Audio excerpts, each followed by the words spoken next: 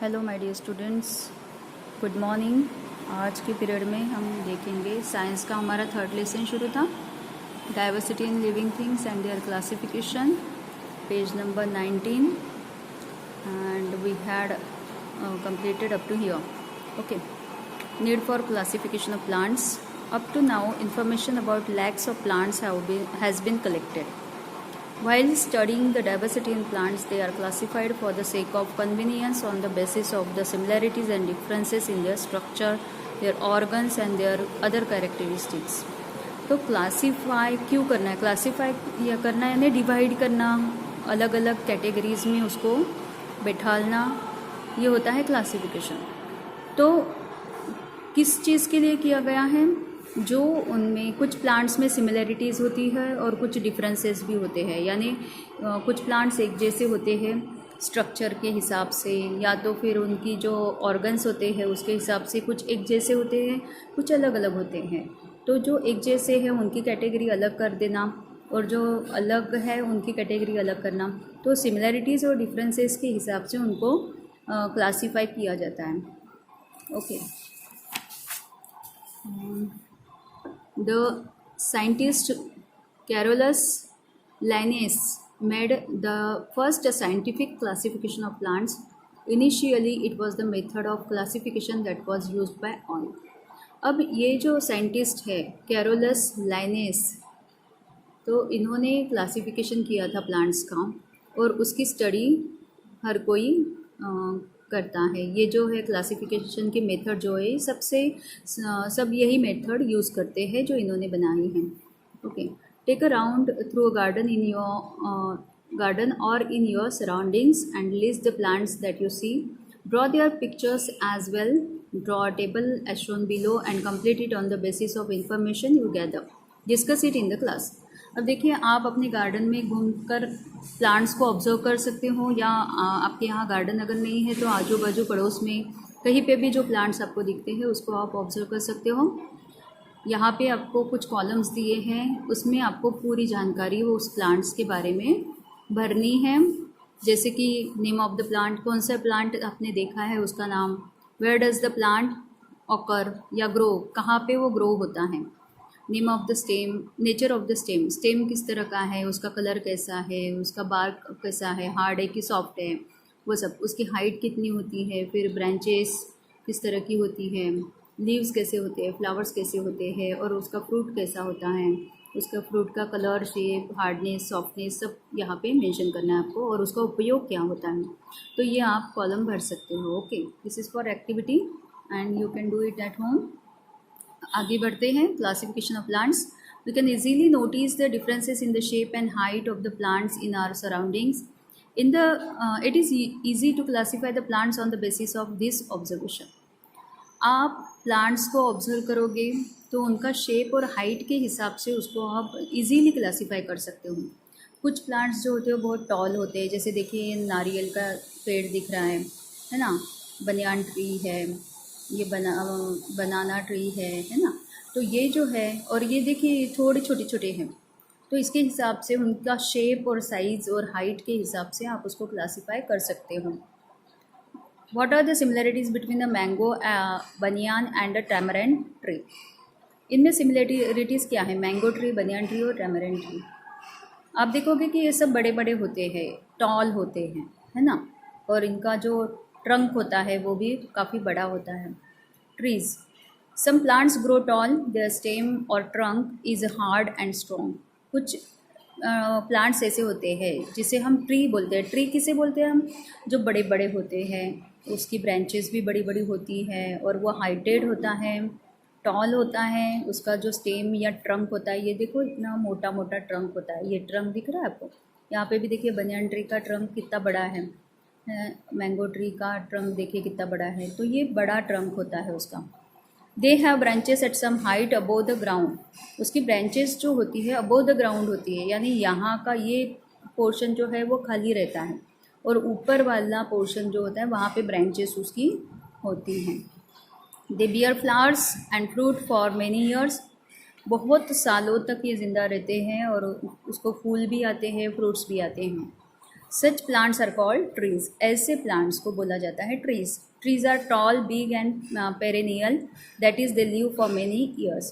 Perennial का मतलब क्या होता है कि वो बहुत सालों तक जिंदा रह सकते हैं। बहुत टॉल होते हैं, बिग होते हैं और पेरेनियल होते हैं। पेरेनियल यानी बहुत सालों तक वो जिंदा रहते हैं। तो ऐसा स्ट्रक्चर जिसका होगा वो उसे बोला जाता है ट्रीज।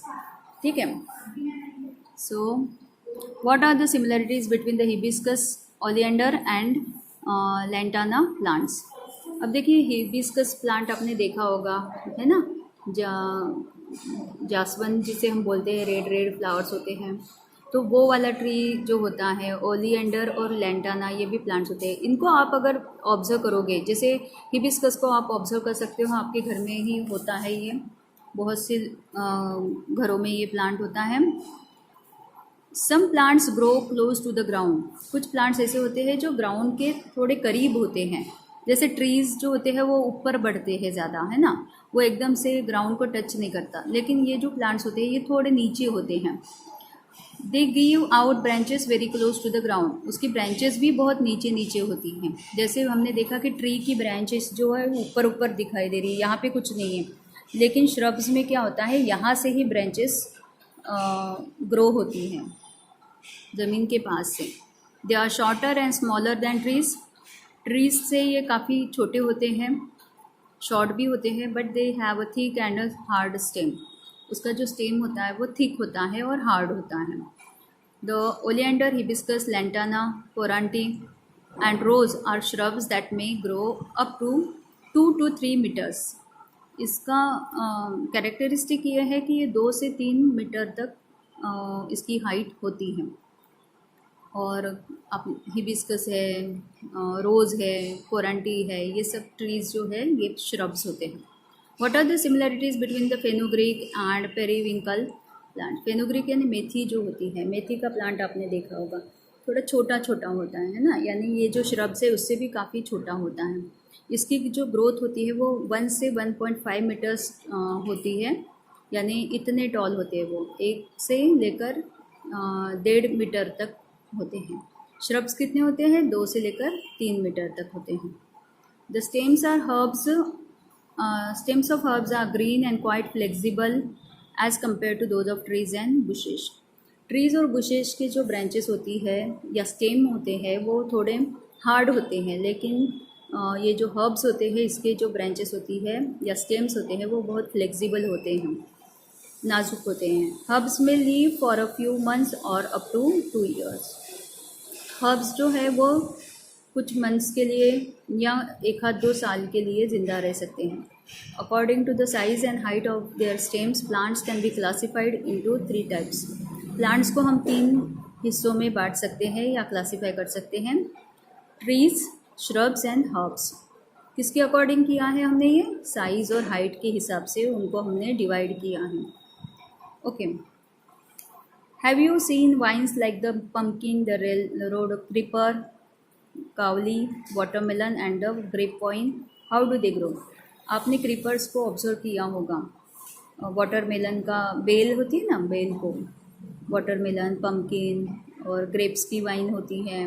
तो ये सब आपने ऑब्जर्व किया होगा कि वो कैसे होते हैं। ये यहाँ पे देखिए पम्पकिन दिख रहा है, वाटरमेलन भी दिख रहा है, ओके, ये मनी प्लांट दिख रहा है और यहाँ पे ग्रेप्स वाइन है।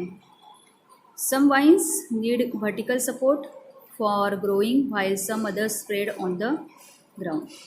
कुछ वाइन्स ऐसे होते हैं, वाइन्स यानी क्रीपर्स ही होते हैं जिनको सपोर्ट की ज़रूरत होती है, तो उनको ऐसे वर्टिकल सपोर्ट की ज़रूरत होती है, यानी कोई लकड़ी हम ऐसे रख देते हैं ज़मीन के अंदर, क्या बोलेंगे उसको, खड़ी कर देते हैं लकड़ी, और वो क्रीपर उसके ज़रिए फिर ऊपर चढ़ता है। और कुछ ऐसे होते हैं जो ग्राउंड पे ही फैल जाते हैं, जैसे कि पम्पकिन है, वाटरमेलन है, इसको अगर हम कोई सपोर्ट देंगे भी तो वो वहाँ पे टिक नहीं पाएगा, क्योंकि ये जो है हैवी होते हैं फ्रूट्स, है ना, पम्पकिन हैवी होता है, वाटरमेलन हैवी होता है, तो वो ऊपर नहीं चढ़ पाएगा, इसलिए वो ज़मीन पे ही फैलते हैं।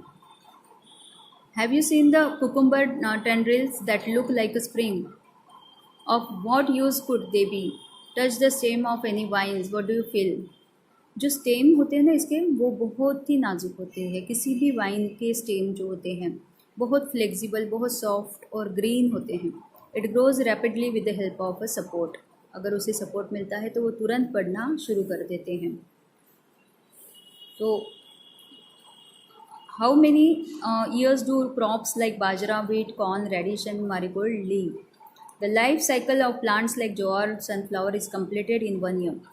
आपने देखा होगा जो प्लांट्स खेत में उगते हैं, जैसे ज्वार है, सनफ्लावर है, तो 1 साल में ही वो उसका एक बार क्रॉप्स निकल गए तो उसके बाद वो मर जाता है। This plants are called annuals. ये जो प्लांट्स होते हैं जो 1 साल में ही बनते हैं और मरते भी हैं, वो होते हैं annuals. The life cycle of plants like the carrot, beetroot is of 2 years। कुछ प्लांट्स ऐसे होते हैं जैसे कैरट है, बीटरूट है, ये 2 साल तक टिकते हैं, तो उनको बेनियल्स बोला जाता है, क्योंकि वो 2 साल। बाइनियल्स, बाइनियल बाई यानी 2, इसलिए वो 2 साल टिकते हैं। Shrubs like the hibiscus and oleander and trees like mango and gulmohar live for several years and bear flowers and fruit, they are called perennials. Shrubs जैसे हिबिस्कर, ओलियंडर और सारे जो ट्रीज़ हैं, मैंगो, गुलमोहर, बनियान, ये बहुत सालों तक ज़िंदा रहते हैं, इसलिए उनको पेरेनियल्स बोला जाता है। तो according to the period of their life cycle, plants are classified as annuals, biennials and perennials. उनके लाइफ साइकिल के हिसाब से, यानी वो कितने दिन ज़िंदा रह सकते हैं उसके हिसाब से जो क्लासिफिकेशन किया है वो है एन्यूअल्स, बाइनियल्स और पेरेनियल्स। ठीक है, तो यहाँ तक हमारा ये सेकंड वीडियो हो गया है। आगे का जो है वो थर्ड वीडियो में मैं आपको समझा दूँगी।